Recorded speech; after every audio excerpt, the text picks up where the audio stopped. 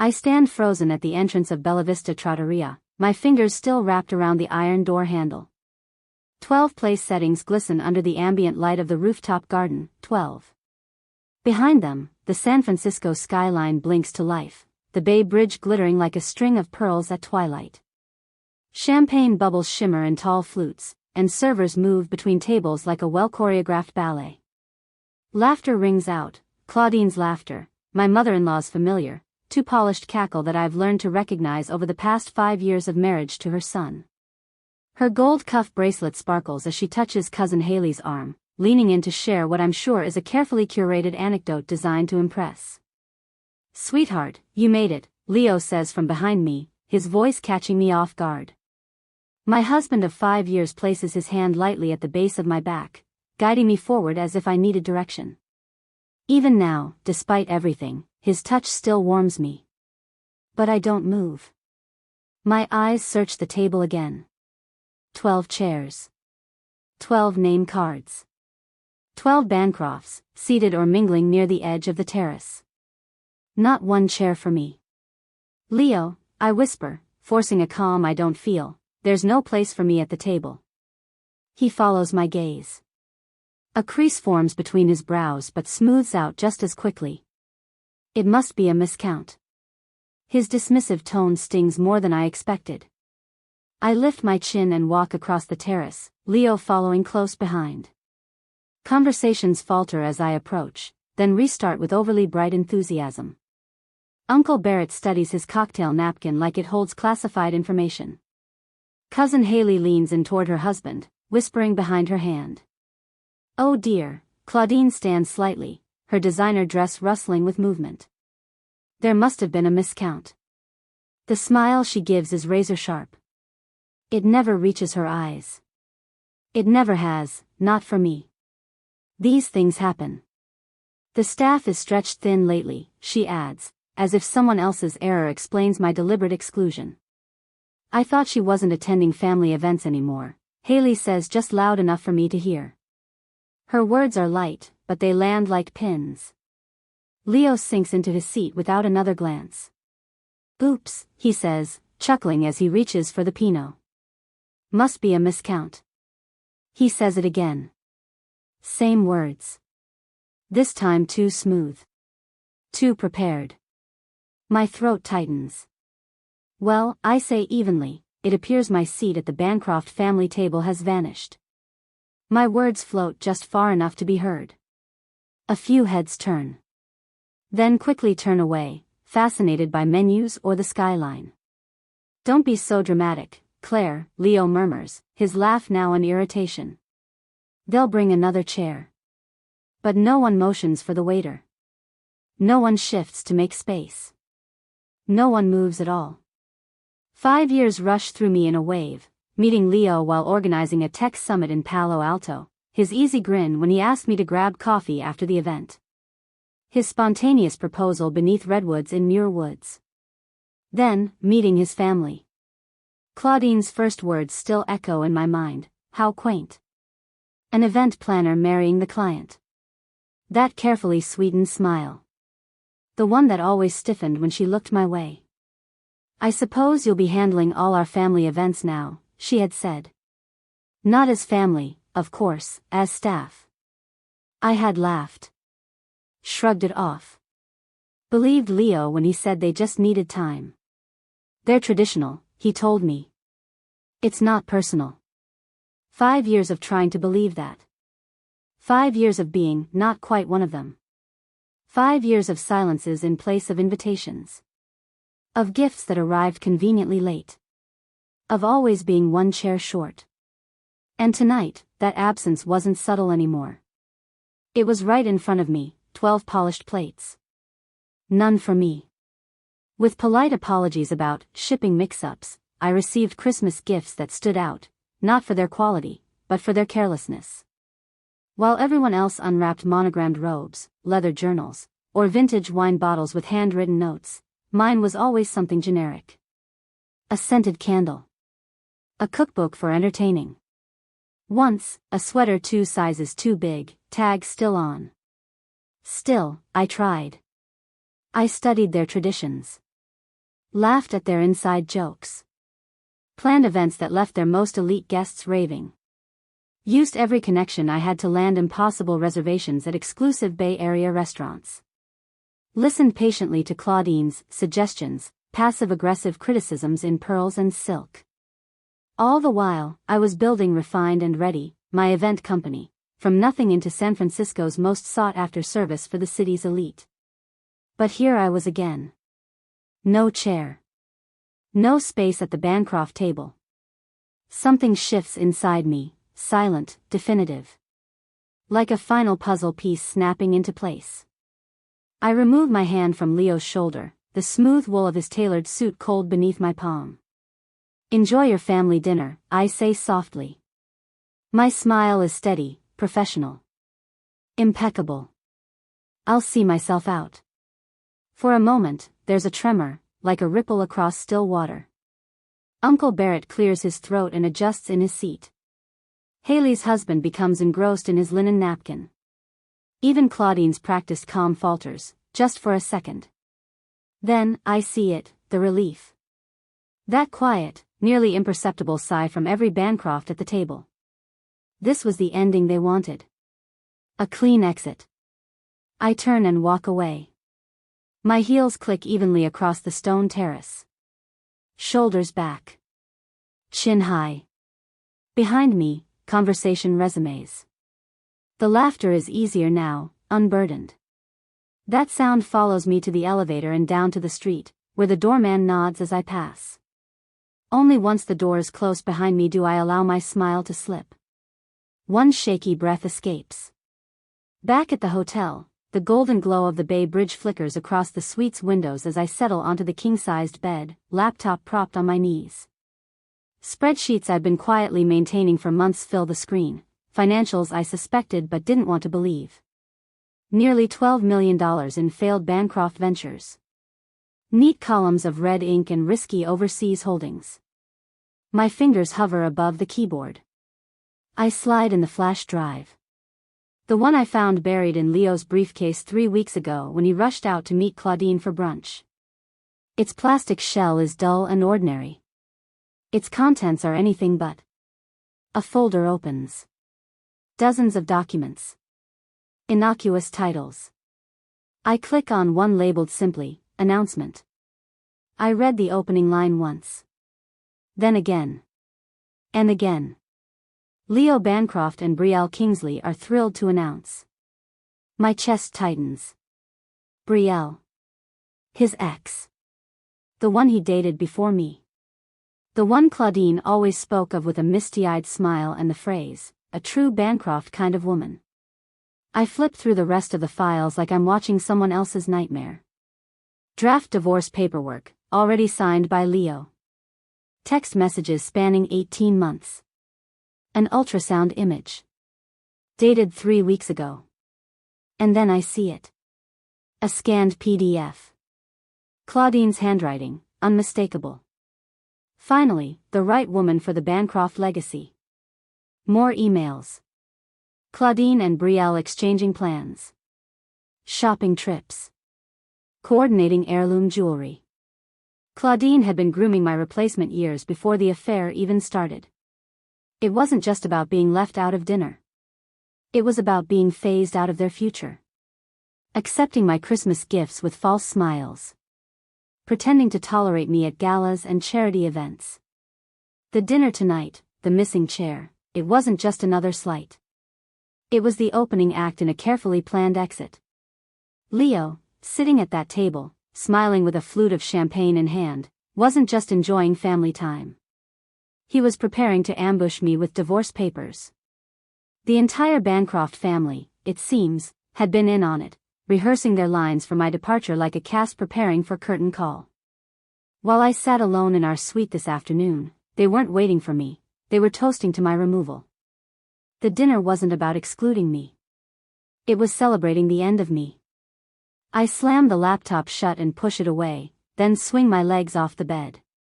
The carpet beneath my bare feet is soft, too soft, as if cushioning me from the truth. I cross the room and throw open the balcony doors.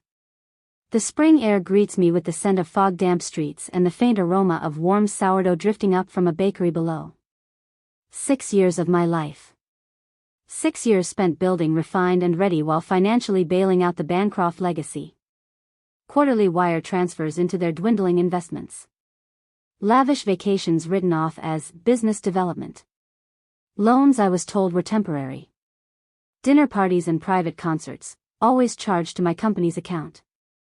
I thought I was helping. Supporting family. In reality, I was bankrolling their lifestyle while they siphoned off my success and planned to discard me. My hands grip the balcony railing, knuckles white. The city sparkles beneath me. Across the bay, the bridge glows gold, indifferent. My wedding ring catches the light from the street below. I twist it, once. Twice. Then, slowly, I slide it off. A single tear escapes. I wipe it away before it falls. Tears won't fix this. But I can make damn sure they don't walk away clean. I turn back to the room. Purpose crystallizing. No more shock. No more grief. Just clarity. My phone is in my hand before the plan even fully forms. I scroll to Jamie's number and press call. Boss? It's midnight here. Everything okay? Her voice steadies me instantly. I need every Bancroft-related contract pulled. Every event, every rental, every vendor agreement. All of it. Tonight. Jamie, God bless her, doesn't even pause. Give me 20. I'll head to the office. I'm calling the team now. Want me to loop in Victoria? Yes. And thank you. Victoria, my lawyer, has been warning me about the Bancroft finances for years. I should have listened sooner. The loyalty of my team hits me like a wave.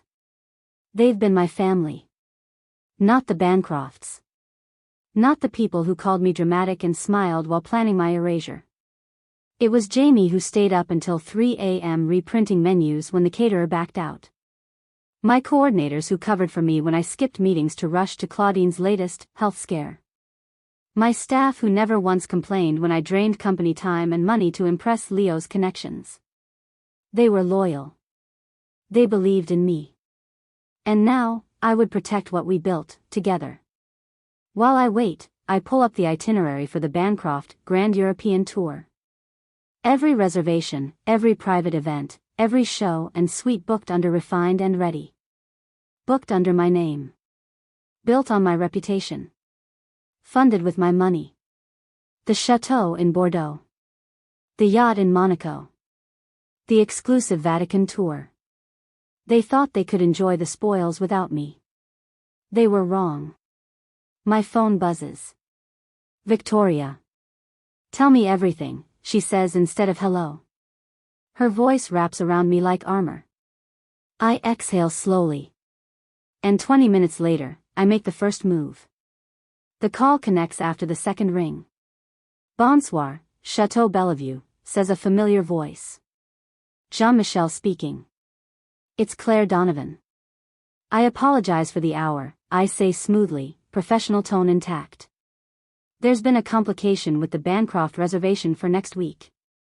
We'll need to cancel the group booking. Not a word about betrayal. Nothing personal. Just business. Always business. Jean-Michel doesn't ask questions. He's worked with me on dozens of elite events. Of course, Claire. We'll handle it discreetly. Shall I leave your personal reservation as is? Yes. Please. 3 more calls follow. The yacht concierge in Monaco. The Vatican guide I've trusted for years. The luxury jeweler in Milan where Leo planned to purchase Claudine yet another tennis bracelet to replace the one she lost last Christmas. Each call is efficient. Each contact understands my tone means discretion. That the name Claire Donovan still matters. As I end the final call, there's a soft knock at the hotel door. The concierge, impeccably dressed, offers me a slim envelope. His eyes meet mine with a glint of quiet empathy. Your payment reroute confirmations, Madam Donovan. Is there anything else you require? I glance at my phone as it lights up. Leo, calling again. The chateau says there's an issue with our reservation, his text had read earlier. I meet the concierge's gaze. No, thank you. I have everything I need. He nods once and disappears down the hall. Have you ever discovered that someone's betrayal went far deeper than you first imagined? Did you react instantly, or wait, quietly, while formulating your next move? My phone buzzes again. The 8th time in 20 minutes. Leo's face, tanned and beaming in the Santorini photo I snapped last summer, fills the screen. I let it ring. His voicemail plays moments later, his voice pitched and frantic. Claire, what are you doing? You'll ruin us. Call me back, now. Morning light slips through the balcony windows, casting golden patterns across the suite. Dust motes swirl in the sunbeams like dancers at a masquerade. My finger hovers above the delete button. Click. 3 sharp knocks interrupt the silence. I don't need to look to know. I check the peephole anyway. Claudine. Dressed in powder blue St. John, pearls strung around her neck like armor. Of course. Elise. She still calls me by the wrong name sometimes. She sweeps into the room uninvited. This little tantrum ends now, she declares, striding across the suite like she owns it. Do you even realize what you're doing to this family? I close the door quietly behind her. The lock clicks. A strange calm settles over me. Familiar, like the shawl my grandmother once gave me. Worn from the edges, but warm and constant. 6 years of slights line up in my mind like soldiers. The birthday parties I was forgotten for. The bland gifts shoved at me during Christmas. The constant corrections to my etiquette. The whispered mockery of my career. All while I was building refined and ready from a dream into San Francisco's most in-demand event firm. Our family name carries weight in these circles, Claudine hisses. If you think this little tantrum will damage us, you're mistaken. That word again. Family. Hollow now. My phone buzzes. A text from Haley. We're all worried about your emotional state. This isn't like you. Then from Barrett. Let's not burn bridges. Let's talk. As family. Family. I nearly laugh. The Bancroft name isn't on those reservations, Claudine, I say coolly. Mine is. She stops. Freezes. I see it, the flicker in her eyes. Calculations. She's rearranging strategy. You're nothing without the Bancroft name, dear, she finally says. Her bracelet flashes as she adjusts her pearls. Just a wedding planner playing dress-up in our world. I smile, small and sharp. Actually, Claudine, it's my world now. I set my espresso cup down with a soft clink, the sound neat and final on the marble tabletop. Refined and ready, my company, netted $3 million in profit last quarter alone. I built something from nothing, I say, my voice calm, each word deliberate. While I watched your family spend money that doesn't even exist. Claudine blinks. The color drains from her face. You don't know what you're talking about. But I do. I know about the failed investment in the Singapore property group. The yacht mortgaged down to its brass fixtures. The revolving line of credit Leo's been using just to maintain appearances. I walk to the window, letting the morning light halo me. The Bay Bridge stretches out in the distance like a golden thread pulled taut across the water. And I know about Brielle. And the baby. Claudine stiffens. For the first time in 6 years, I've caught her off guard. She doesn't speak. She can't. My laptop chimes. A video call. Jamie's tired but focused face appears on the screen. Her red curls are pulled into a messy bun. Behind her, our Manhattan office buzzes with early morning activity. I'm on the 9:15 flight, she says without introduction. Victoria's team worked through the night. The legal packet's ready for signature when I land. The Collins wedding? I ask, keeping my tone even. Handled. Sophia's taking point. Mark's managing the rest. I nod, pride welling in my chest. My team. My people. These relationships were built on respect, I say, my voice just loud enough for Claudine to hear. Not inheritance. The call ends. Claudine's mask has slipped back on, but her hand trembles slightly as she smooths her skirt. This is a misunderstanding, she says, voice dipped in sugar. One that can be remedied. I shake my head. I have a meeting. 40 minutes later, I'm seated at a quiet cafe across from the Loran, one of San Francisco's most exclusive restaurants. Through its expansive windows, I watch the Bancrofts gather at their reserved table, except nothing is going to plan. The maitre d' approaches, whispering to Barrett. Leo stands abruptly, his face flushed, gesturing wildly at his phone. Haley grips her husband's arm, lips parted in confusion. And Claudine, always so poised, unclasps her diamond tennis bracelet, reluctantly placing it into the manager's palm like a gambler cashing out a lost bet. I murmur to myself, smiling into my espresso.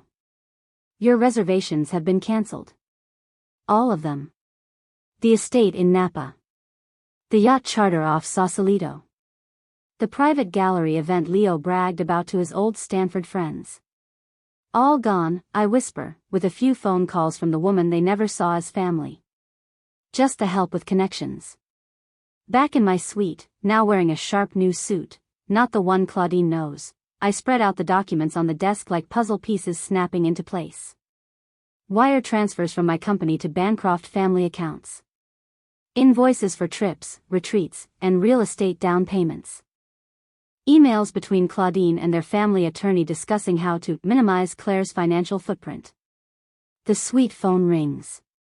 Madam Donovan, the concierge says politely, Mrs. Bancroft has requested your room number. Which Mrs. Bancroft? I ask, though I already know. Mrs. Claudine Bancroft. She seems distressed. I'm not accepting visitors, I reply. Very good, madam. I return to my files. Screenshots of Leo's text history with Brielle, ultrasound appointments, the romantic getaway in Lake Como that fell suspiciously on our anniversary, all under the guise of business. Then, another buzz. A text from Leo. We need to talk. Meet me at the cafe on Rue Saint-Honoré at 4. My finger hovers above the reply button. Then I reach for a second folder, this one labeled simply, Contingency. Inside lies the culmination of 6 years of learning how real power works. Of being underestimated. Overlooked. Treated like an accessory to the Bancroft name. The folder feels heavy in my hands. Not just in weight, but in certainty. Every document, every file, proof of what they thought I'd never see. Never understand. What would you bring to a meeting with someone who betrayed you? Would you go seeking closure? Reconciliation? I already know my answer. Across the street, I spot Leo. The cafe table is perfectly set, white linens, 2 crystal glasses, a silver sugar caddy between them. He checks his watch for the 3rd time in 5 minutes. His fingers tap an uneven rhythm against the tablecloth, his wedding ring catching the late afternoon sun. He hasn't noticed me yet. My heels strike the pavement with purpose as I cross. With each step, I shed the last remnants of hesitation. 6 years of marriage, boiled down to leverage and truth. He hears me before he sees me. Darling, there you are, he says with that same client-facing smile I've watched him use 100 times. Warm. Charming. Empty. I sit down, placing my phone between us. My thumb slides over the screen. Recording. The red circle pulses. A digital heartbeat. His eyes flick to it, then away. There's been a misunderstanding. Has there? I ask evenly, slipping into my chair with calm precision. The folder rests on my lap. Mother gets carried away, he says, voice lowered conspiratorially. You know how she is, traditions, appearances. And Brielle, he pauses, pretending the name is hard to say. She's just an old friend. Helping us with investments. My silence stretches. He tries again. The family's portfolio took some hits. We're in a rough patch. Father's last venture, total disaster. We need your contacts now more than ever. His fingers brush mine. I don't flinch. But I feel it, like static against my skin. We can start fresh after this, he says softly. Stronger. Together. Enough. I reach into the folder and withdraw the ultrasound image. I place it on the table with surgical grace. He stares at it, mouth slack. Congratulations, I say. 3 months, isn't she? Color drains from his face so quickly I wonder if he might faint. He swallows hard, his Adam's apple bobbing like he's fighting to keep air in his lungs. I've already contacted my lawyer, I say calmly, opening the folder to reveal the full set of documents Victoria finalized last night. Here are my terms. My phone buzzes. Claudine's name flashes across the screen.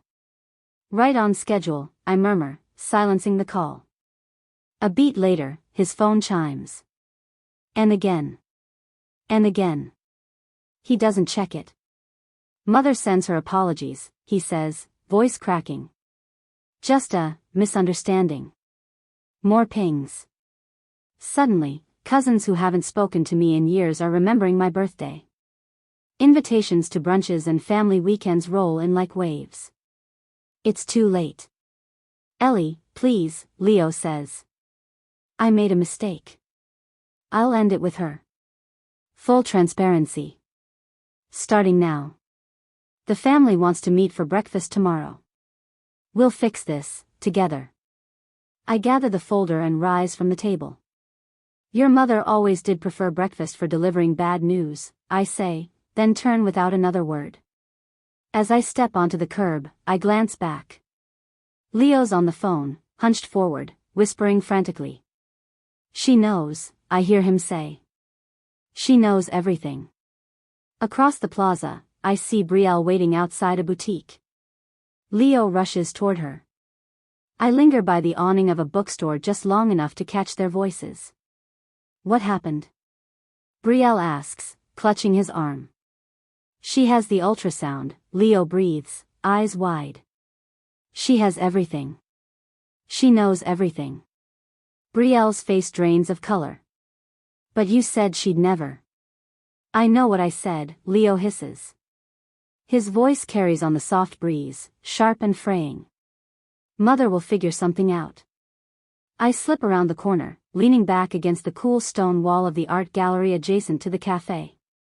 The granite soaks into my spine like ice. My phone buzzes again. Claudine. I answer. Claudine, I say, flatly. Claire, darling. Her voice is syrupy sweet, almost cartoonish. That dreadful mix-up at the Loran, such a silly mistake with the reservations. You know how unreliable these places can be. Was it? Absolutely. A pause. We've planned a special family breakfast tomorrow. Everyone's looking forward to seeing you. It'll be just us. Intimate. Across the street, Leo and Brielle have moved closer to one another, unaware I can still see them from the alley's shadow. Her copper hair gleams in the sunlight as she flails slightly in frustration. She looks so young. Fresh. Groomed. The perfect Bancroft wife-in-waiting. Of course, Claudine, I say coolly. I wouldn't miss it. I end the call. Almost instantly, a text arrives from Haley. Happy belated birthday, cousin. So sorry I missed it, Redheart. My birthday was 8 months ago. I glance back at the sidewalk. Leo leans in to whisper something into Brielle's ear. The phone in his hand is on speaker. Claudine's voice floats out, clear and damning. Just stick to the plan. That event planner girl won't know what hit her. I step back into the shadows, tightening my grip on the folder in my arms. The truth presses against my ribs like steel. Nothing has changed. Only the strategy. Across the street, Leo and Brielle are arguing now. Their voices rise just enough for me to catch snatches: money, timelines, stress. The first cracks in the Bancroft Foundation. And I haven't even launched the second phase. Sometimes betrayal doesn't need vengeance.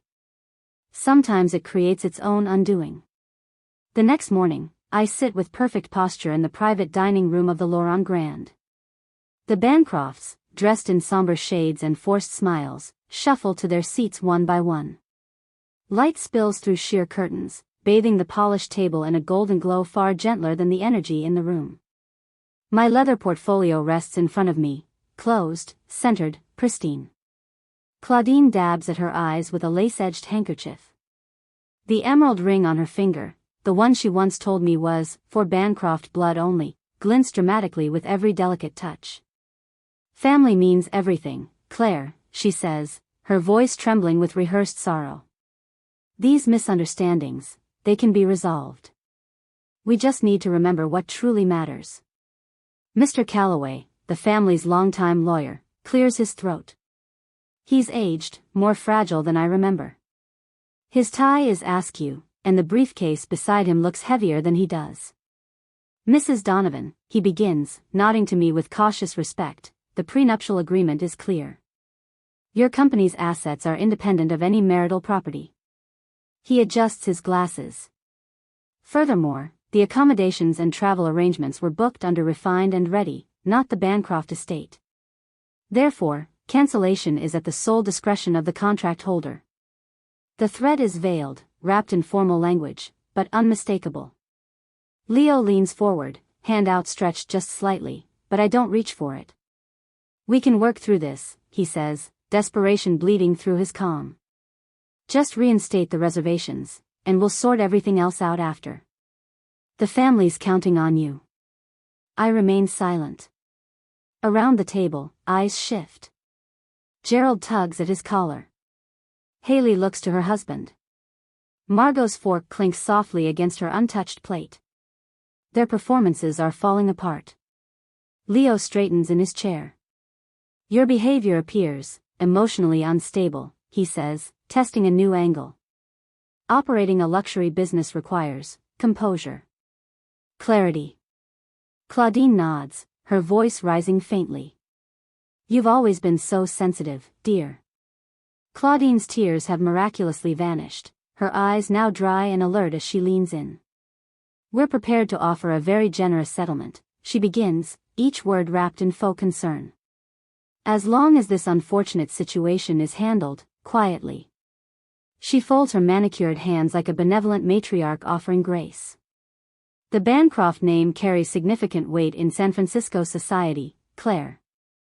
It would be such a shame if Refined and Ready were impacted by lingering questions. Rumors. Bad press. Their veiled threats ripple through the room like the scent of too strong perfume." I sit perfectly still. And then, something shifts. A lightness begins to bloom in my chest, unexpected, unfamiliar. A sense of freedom.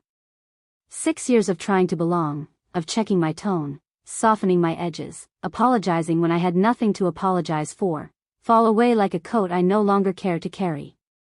When they finish their pitch, the room falls into expectant silence. I reach forward and, with deliberate grace, unfasten the clasp of my leather portfolio. The sound is soft, but in the stillness, it echoes like thunder. Before I respond, I say calmly, "I'd like you all to look at a few documents." I remove the first folder and slide it to the center of the table. "These are financial records showing that I personally funded the Bancroft lifestyle for the past 3 years," I say. "The Aspen property renovation. Leo's failed tech startup. Claudine's medical procedure in Switzerland. All paid through my company's accounts." Gasps ripple quietly. Leo's face turns a shade paler. A second folder lands on the table with a muffled thud. This contains evidence of Leo's affair with Brielle. The affair has been going on for 18 months. Hotel receipts, photos, text logs. The room stills. Leo goes rigid as the top page reveals a high-resolution image of him and Brielle, far too intimate to explain away. Then, the third document. I slide a neatly bound collection of emails toward Claudine. These are your communications with Brielle. Dating back 2 years. Her lips pressed together, white at the edges. My favorite section is where you coach her on when to announce the pregnancy to the family. The dinner in Paris was supposed to be the big reveal, wasn't it? A collective gasp breaks the surface. Gerald's head whips toward Claudine in disbelief. I place one final folder before Leo. These, I say, are statements from 3 offshore accounts in the Cayman Islands. Accounts opened under your name. Accounts that were quietly funded through layered wire transfers, using my company's money. Leo's expression crumbles. That's not. Nearly $4 million, I continue. Quite a safety net. Mr. Calloway's professional mask slips.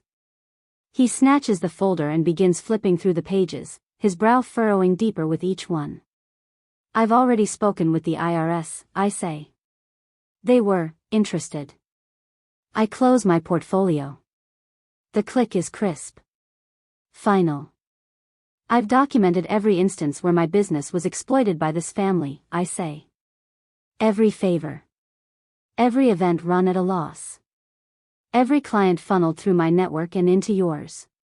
Claudine sinks back in her chair, hand at her throat as though trying to keep her pride from spilling out. Leo stares at the door like it might offer escape. But there is none. Rebecca leans toward Gerald, whispering frantically. He pulls away with a sharp shake of his head, distancing himself from whatever plan she floated. The terms are simple, I say, removing a single document from the inner pocket of my blazer. I don't want your money. I want my dignity. I place the separation agreement gently on the table, alongside a silver Montblanc pen, ironically, a wedding gift from Leo's father. You're free to go, Leo. Free to marry Brielle. Free to raise your child without interference from me. I look at each of them, one by one. In exchange, I keep everything I built. My company. My clients. My name.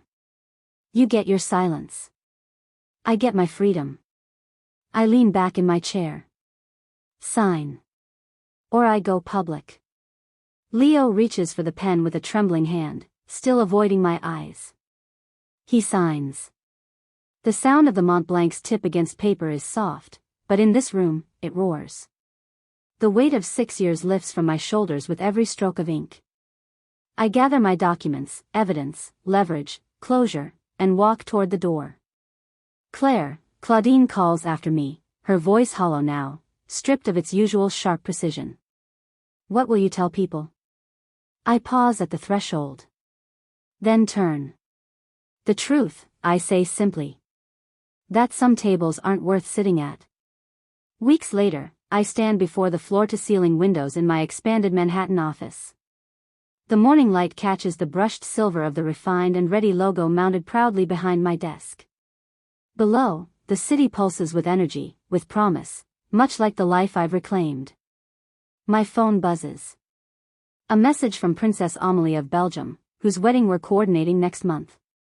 Do you prefer vintage champagne coupes or crystal flutes for the toast? She asks. 6 months ago, I would have panicked, second-guessed, researched endlessly before replying. Today, I answer confidently, coupes. They photograph better. And I leave it at that. Jamie appears in my doorway, tablet in hand. The Monaco florist is online, and the Vanity Fair photographer wants to reschedule your portrait for the Women Redefining Luxury feature. I nod, smiling. Behind her, the office wall is lined with framed notes, photos, and press clippings. Royal families. Business icons. Celebrities. Clients who didn't just hire me, they respected me. They're not there for vanity. They're reminders. Evidence of value earned, not inherited. Of relationships built on trust, not desperation. The intercom buzzes. One more thing, Jamie says. Email from Rebecca Hastings Cohen. Her daughter's engaged. She's requesting your services. Specifically. My fingers hover over the keyboard.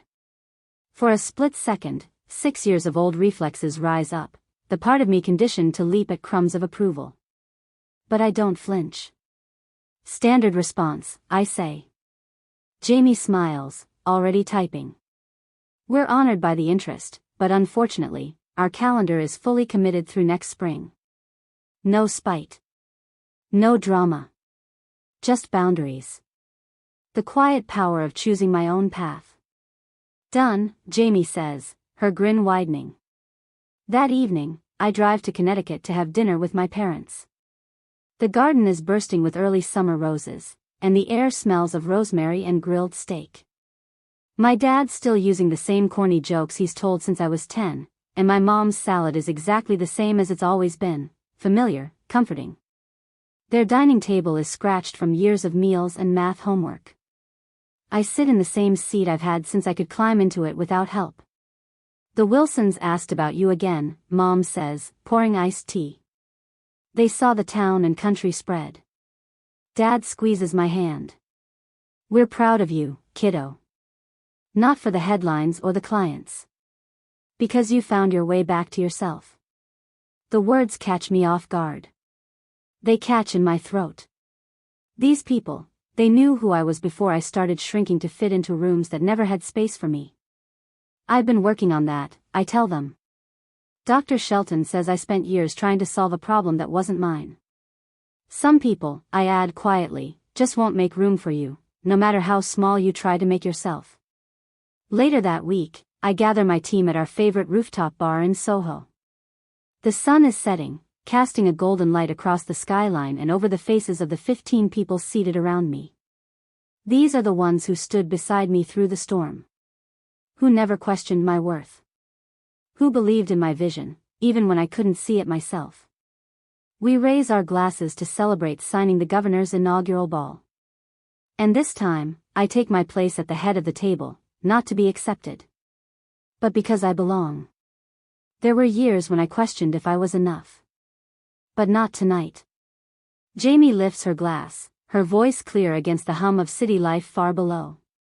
To the woman who taught us all how to stand our ground.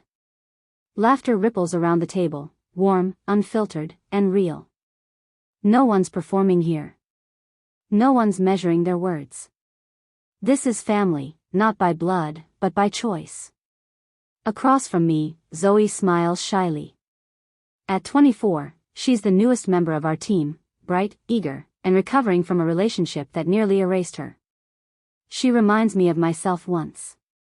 Later, while the others chat about fabric swatches and venue logistics, I lean in close to her.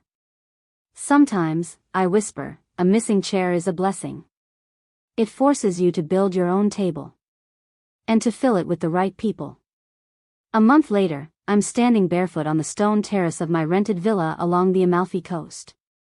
The Mediterranean sparkles under the early sun, vast and open, like possibility itself. My phone chimes. The divorce is final. A second notification follows. Leo Bancroft and Brielle Kingsley wed in private courthouse ceremony. I expect anger. Or hurt. But what I feel is peace. I raise my coffee to the sea. Quiet. Whole. That evening, my team joins me on the terrace. Laptops open. Sample books spread across the long table as we plan the Viscount's anniversary gala. Glasses clink in the golden Italian light. I take my place at the head of the table and raise a toast. To tables worth sitting at, I say. And to choosing, very carefully, who gets a seat. Around me, faces beam. Because that's the greatest revenge the Bancrofts will never understand. Genuine connection. If you've made it this far, thank you, for listening, for witnessing, and for walking this journey with me. I spent years shrinking myself to fit into a life, a family, a name that never truly saw me. I accepted scraps of affection, mistook conditional love for loyalty, and convinced myself that if I worked harder, stayed quieter, gave more, they'd finally let me belong. But the truth is, some tables were never built with us in mind. And that's okay. What matters is that we find the courage to walk away, not with bitterness, but with clarity, and build our own damn table. I'd love to hear from you in the comments. Have you ever felt like you were bending yourself out of shape just to be accepted? Did you ever have to choose between their comfort and your truth? Tell me your story. What helped you reclaim your power? What advice would you give to someone still stuck at a table that doesn't value them?